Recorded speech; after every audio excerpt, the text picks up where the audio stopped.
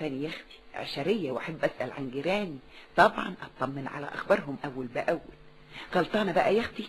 غلطانه يا ابو سيد؟ لا يا بمبة، ما انتش غلطانه، ده الواجب وده الاصول. امال الوليه اللي تنقرص في نعينها اللي اسمها عنايات دي ملويه ومقموصه مني ليه بقى؟ اللي بتسالي عنها يا بمبة؟ ايوه يا ابو سيد.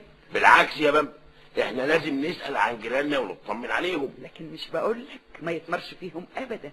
قال لي يا اخويا الوليه تقعد تزعق لي وتهلل في وسط الحته وتلم عليا اللي يسوى اللي ما يسواش. غريبه، معقوله دي يا بمبة؟ وحياتك ده حصل يا ابو سيد. لا بقى الحكايه لازم فيها لازم فيها احكي لي حصل ايه بالتفصيل. احكي لك يا ابو سيد. ايوه احكي لي. من قيمه يومين قابلت البت حلويات اللي بتشتغل عند الست عنايات، رحت نادها عليها: ازيك يا بنتي يا حلويات؟ الله يسلمك يا خالتي بمبة. والنبي انت ما تعرفي مقامك عندي قد ايه، وقلبي بينشرح لما بشوفك كمان زي ما تكوني كده بنتي.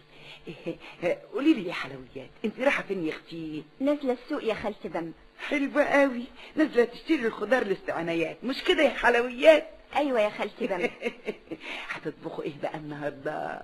بطاطس يا خالتي بمبة. وهتشتري بطاطس قد ايه؟ قد ما هم قايلين لي يا خالتي بمبة. والنبي يا اختي ليكي حق ما تقوليش، اصلك عاقله وتفهمي في الاصول.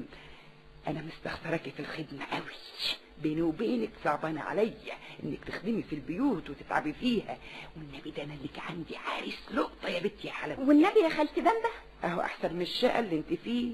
قلتي ايه؟ هي الواحده عايزه ايه غير انها تتستر يا خالتي بمبة؟ على خيرة الله يا حبيبتي، ابقي فوتي عليا النهارده بعد الظهريه. قلتي لي هتشتري قد ايه بطاطس؟ ابقي فوتي عليا النهارده بعد الظهريه بعد ما تشتري البطاطس. انت قلتي لي هتشتري قد ايه؟ 2 كيلو يا خالتي بمبة. وطبعا هتشتروا لحمه ولا هتطبخوها قرداحي؟ لا يا خالتي بمبة، ده انا هجيب نص كيلو. يا ندمتي، نص كيلو لحمه؟ نص كيلو على 6 نفار يا بنتي، ده ما ياكلش 6 قطط. عن اذنك يا خالتي بمبة، احسن اتاخرت. طب يا حبيبتي مع السلامه. الا على فكره، في حاجه يا خالتي بمبة؟ هي الست عنايات كانت بتتخانق مع جوزها امبارح ليه؟ لا مؤاخذه يا خالتي بمبة، دي حاجات تخصهم وماليش دخل فيها. ربنا يكملك بعقلك. اوعي تتاخري عن ميعاد النهارده، تفوتي عليا العصر من عارف يمكن يكون العريس عندي. متشكره يا خالتي بمبة. واتابي يا اختي، انا كنت قاعده اتكلم انا والبت تحت الشباك اللي تنقرص في نن عينها ام اسماعيل، وانا مش واخده بالي، وابص الاقي ابنها الصغير، قلت اساله عن امه واطمن عليها.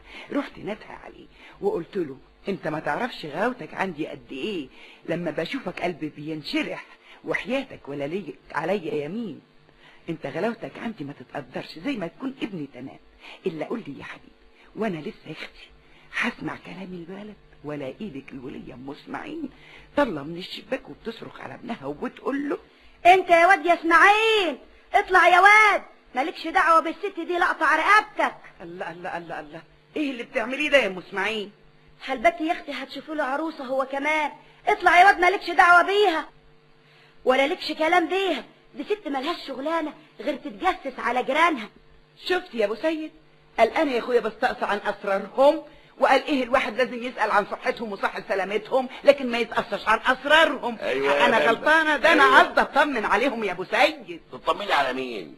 الحقيقه بمبة شيء مش ظريف ابدا اللي بيحصل ده. يعني ايه بقى يا ابو سيد؟ يعني الواحد يسال عن صحه جيرانه ما قلناش حاجه، يطمن عليهم ما قلناش حاجه، لكن ما يسالش طابخين ايه النهارده، عاملين ايه النهارده، اتخانقوا مع بعض ولا ما اتخانقوش. البيوت اسرار يا بمبة، ثم عيد تحاولي تعرفي اسرار البيوت. امال السؤال عن جيراننا واجب ما قلناش حاجه، لكن محاوله معرفه اسرار الناس عيب يا بمبة. شوفي يا اختي الراجل اللي بيعوم على عوم الوليه ام اسماعيل ويغلطني زي ما هي عايزه تغلطني، وفضحتني في وسط الحته كلها، وخلت يا اختي الجيران كلهم ما يجوش يكلموني.